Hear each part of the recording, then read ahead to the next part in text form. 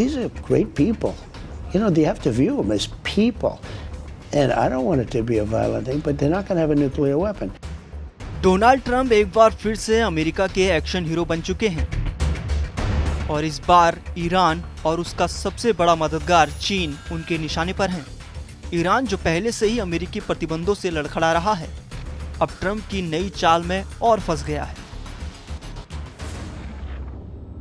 America के वित्त विभाग ने ईरानी कच्चे तेल के व्यापार से जुड़ी 20 से ज्यादा कंपनियों पर कड़े प्रतिबंध लगाए हैं।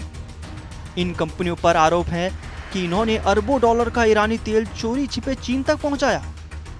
यह कार्रवाई ईरान के तेल निर्यात को रोकने और तेहरान पर आर्थिक दबाव बढ़ाने की रणनीति का हिस्सा है। ट्रंप प्रशासन के अनुसार ईरान फंड का इस्तेमाल क्षेत्रीय अस्थिरता और आतंकवाद को बढ़ावा देने के लिए कर रहा है। ये प्रतिबंध उन समूहों को टारगेट करते हैं जो ईरान के कथित अवैध तेल व्यापार में शामिल हैं, जिसमें हांगकांग के कई बैंक शामिल हैं, जिन्हें शेपहर एनर्जी की फ्रंट कंपनियों के रूप में आरोपित किया गया है। शेपहर एनर्जी ईरान के सशस्त्र बलों के जनरल स्टाफ का एक वाणिज्यिक सहयोगी है। शेपहर एनर्जी ईरान के सैन्य तंत्र का एक महत्वपूर्ण हिस्सा है। इसके जरिए तेल से मिलने वाले धन का इस्तेमाल बैलिस्टिक मिसाइल कार्यक्रमों, ड्रोन डेवलपमेंट और क्षेत्रीय आतंकवादी समूहों जैसे यमन के हुती विद्रोहियों की फंडिंग के लिए किया जाता है। हांगकांग के बैंकों ने कथित तौर पर चीनी स्वतंत्र रिफाइनरियों, जिन्हें टीफॉट्स के नाम से जाना जाता है, उन्हें कच्चे तेल के आपूर्ति में मध्यस्थता और इनसे मिली आय को ईरान वापस भेजा है।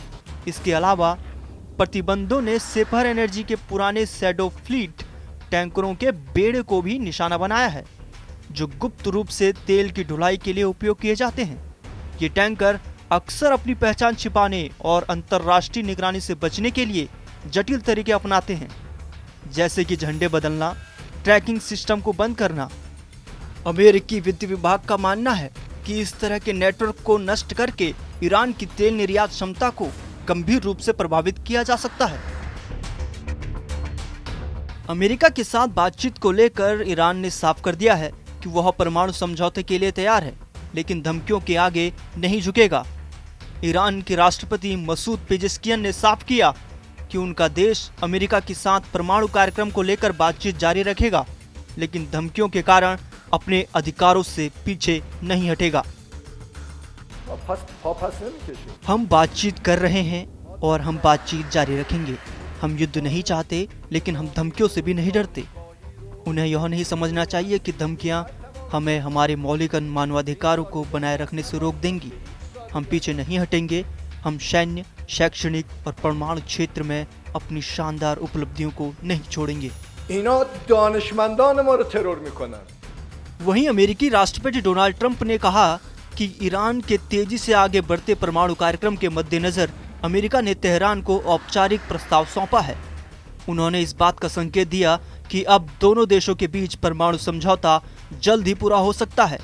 इससे पहले ट्रंप ने कहा था कि ईरान के परमाणु कार्यक्रम पर जारी गतिरोध को हल करने के लिए दो ही कदम उठाए जा सकते हैं, या तो समझौता या फिर जंग। मैं न्यूयॉर्क, वाशिंगटन और अलग अलग जगहों से बहुत से ईरानियों को जानता हूँ। ये महान लोग हैं। आप जानते हैं, उन्हें इंसान के रूप में देखना चाहिए और मैं नहीं चाहता कि यह कोई हिंसक बात हो, लेकिन उनके पास परमाणु हथियार नहीं रहेगा। ईरान और अमेरिका के बीच परमाणु कार्यक्रम को लेकर विवाद की बात करें तो अमेरिका चाहता है कि ईरान अपने अत्यधिक संवर्धित यूरेनियम का उत्पादन बंद करे, क्योंकि उसे शक है कि इसका इस्तेमाल परमाणु हथियार बनाने में किया जा सकता है। दूसरी ओर ईरान का कहना है कि उसे शांतिपूर्ण उद्देश्यों के लिए यूरेनियम संवर्धन का अधिकार है, लेकिन वह मानता है कि उसकी अर्थव्यवस्था पर लगे अंतर्राष्ट्रीय प्रतिबंधों को हटाने के लिए वह कुछ समझौते करने को तैयार है।